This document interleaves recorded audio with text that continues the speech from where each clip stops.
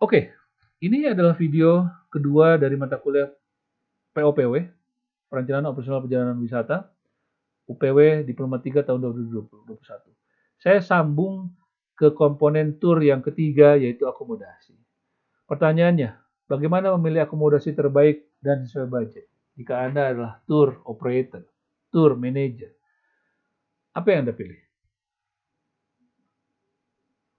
Pastikan request tamu Anda. Lalu lihat apakah bintang atau non-bintang. Di akomodasi ini Anda harus tahu perbedaan bintang dan non-bintang. Browsing deh sekarang. Saya tahu mahasiswa sekarang mudah, tidak perlu diajarkan oleh dosennya. Anda tinggal browsing di internet. What's the difference between star and non-star hotel? Ada berapa sih kolamnya kalau di bintang 5? Atau ada berapa sih restorannya bintang 5 itu? Apa beda fasilitinya dengan Melati kalau di Indonesia? Ya, berapa jumlah kamar yang harus tersedia? Silahkan Anda cek. Lalu yang Anda perlu ketahui dalam komponen tur akomodasi adalah kegiatan check-in, check-out hotel. Ini kalau field trip saya pengen banget kasih lihat bagaimana caranya. Because this is a trick. Ada banyak triknya, teknik-tekniknya. Lalu Anda juga perlu tahu jenis tempat tidur double. Double itu yang satu bed besar bisa diisi dua orang sih sebenarnya paling ideal. Ada yang disebut dengan triple. Jadi bisa saja dia tambahin bed satu atau 3 twin, terserah. Ada yang twin, sorry ini belum ada di sini. Twin itu dua tempat tidur kecil biasanya, diisi oleh 2 orang. Ada lagi quadruple, biasanya 2 bed besar bisa diisi 4 orang. Dan terakhir saya pengen kasih lihat, jelaskan definisi istilah adalah single supplement. Jika pada sebuah tour Anda memberikan harga twin atau harga double pada tour tersebut. Jadi satu kamar isi berdua lah atau isi bertiga. Tapi ada orang yang request saya pengen sama turnya tapi saya pengen satu kamar sendiri, single sub. Nah, itu harganya beda. Nanti kita pelajari ya bagaimana menghitungnya single supplement ini. Dalam komponen tour, akomodasi adalah poin penting dalam menghitung single sub. Karena yang lain-lain mah sama. Cuman kamar aja yang membedakan. Oke, saya cek dulu waktu sudah hampir 3 menit. Keempat adalah makan minum. Makan minum penting dalam tur karena Anda harus memahami apa jenisnya. Karakter wisatawannya seperti apa. Ini mata kuliah IPW, interpretasi pemanduan, Anda belajar bagaimana karakter. Dan apa yang harus diperhatikan pada saat tur terkait kegiatan makan minum. Ini penting. Berapa lama, terus jenis makanan, kapan di-serve minuman, kalau Anda pakai modelnya a la carte dan lainnya. Bagaimana memilih restoran yang cocok untuk tamu Anda? Itu penting banget. Kan tamu ada yang pengen yang restoran yang cepat, ada yang pengen dining set, ya. Dining itu kan yang Anda di-serve satu-satu. Makanan pembuka dulu sampai masuk.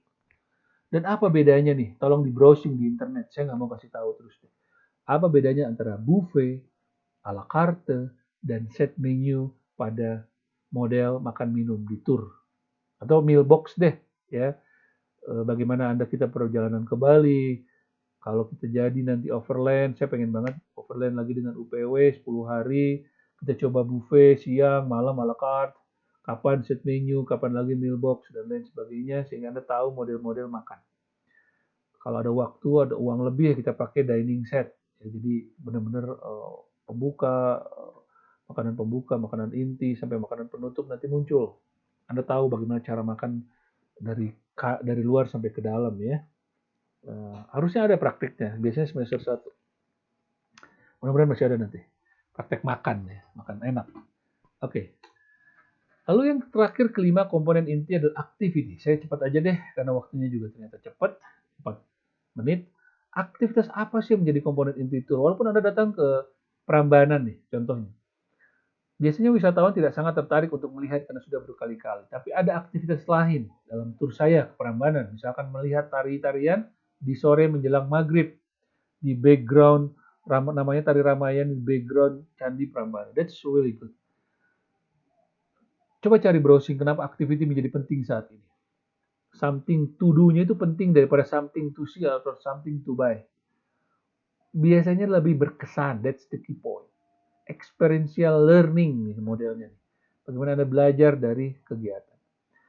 Ketiga, siapa yang mengutamakan aktivitas sebagai bagian dari pelaksanaan tur? Kira-kira siapa nih orang-orang yang karakter wisatawan yang suka beraktivitas? ya dalam kegiatan tour itu kalau Anda bisa membedakan itu, that's it Anda dapatkan.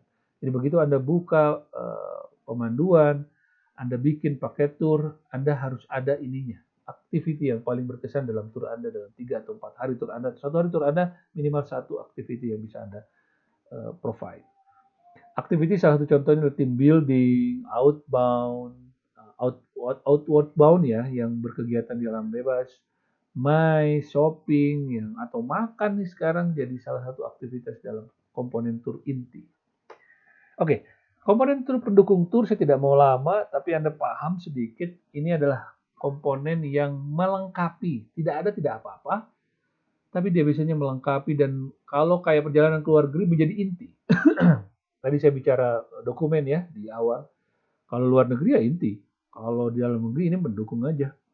Kayak misalkan KTP itu pendukung. Dokumen perjalanan ini inti kalau kita keluar negeri, paspor, visa, tetapi provide tour operator itu bisa menawarkan. Biasanya si tamu udah punya sendiri. Ya, paspor, penyediaan paspor, pengurusan visa, voucher dan lain sebagainya. Kedua, jasa-jasa terkait seperti tour leader, tour guide, bisa nggak? Ada beberapa tour yang tidak perlu tour leader, beberapa tour yang tidak perlu tour guide. Seperti yang kemarin saya contohkan, sit-in coach tidak perlu kita jual tour leader. Ada sit-in coach yang hanya supir doang. Dia pakai kaset rekaman. Tetapi yang lengkap full board itu biasanya pakai. Asuransi perjalanan, perbankan, oleh-oleh, dan lain sebagainya. Sebagai kesimpulan, sebenarnya komponen tour inti dan komponen tour pendukung itu akan bisa kita lihat lebih jelas pada saat perjalanan turnya kita buat. Bisa jadi yang jadinya pendukung tadi menjadi inti. Bisa jadi yang tadinya komponen tour utama menjadi pendukung. Kayak kegiatan-kegiatan naik gunung, adventure, itu akomodasi menjadi pendukung saja. Tidak perlu Anda sewa akomodasi hotel. Bisa saja hanya tenda. Dan seperti itu ya. Dan sifatnya ini berdasarkan situasi dan kondisi. Saya juga ingin menjelaskan komponen tour dilihat dari lokasi. Ya ini tadi yang saya bilang. Kalau ke outbound, biasanya menggunakan seluruh komponen tour. Itu outbound itu dari dalam ke luar negeri. Inbound itu dari luar ke dalam negeri. Domestik itu dalam wilayah. Biasanya tidak menggunakan keseluruhan tadi. Setengah hari, 1 hari. Itu tidak. Biasanya tidak perlu akomodasi. Atau makan minum biasanya dia provide sendiri. Ada yang disebut dengan optional tour. Jadi kita hanya bertugas untuk jemput dia, masukin bandara, besok baru tour. Tapi sore-sore karena masih punya 3-4 jam, kita kasih dia optional tour. Mau nggak Bu, jalan-jalan shopping tour di Ciamplas? Nah, dan sebagai guide itu jualan itu. Nanti di mata kuliah IPW saya tekankan lebih dalam how to sell optional tour. Jadi jualan Ciamplas 3 jam, 4 jam, selesai pulang. Kan ada biaya supir, biaya guide, dan lain sebagainya. Komponen tour dilihat dari jumlahnya. Nah ini independent tour biasanya tidak menggunakan makan minum. Ya, free and easy itu biasanya dia pakainya cuma transportasi dan akomodasi. Atraksi biasanya enggak. Ya.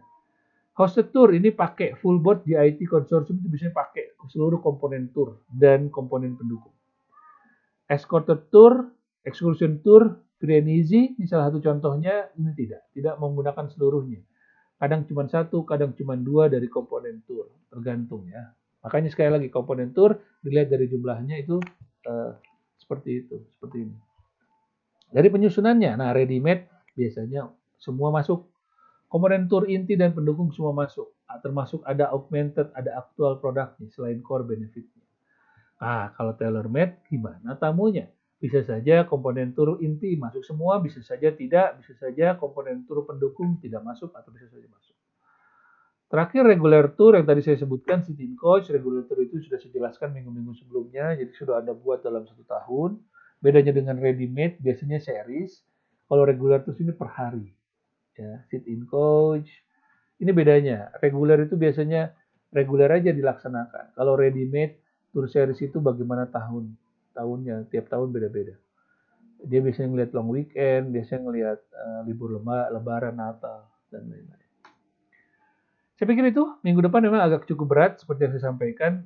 Kita akan bahas mengenai pola perjalanan, inventarisasi komponen, penyusunan itinerary, distribution of time. Jadi 1 minggu itu mungkin saya jelaskan dulu, lalu minggu depannya prakteknya.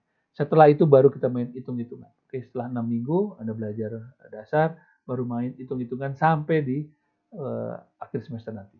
Terima kasih. Mudah-mudahan bermanfaat. Wassalamualaikum warahmatullahi wabarakatuh.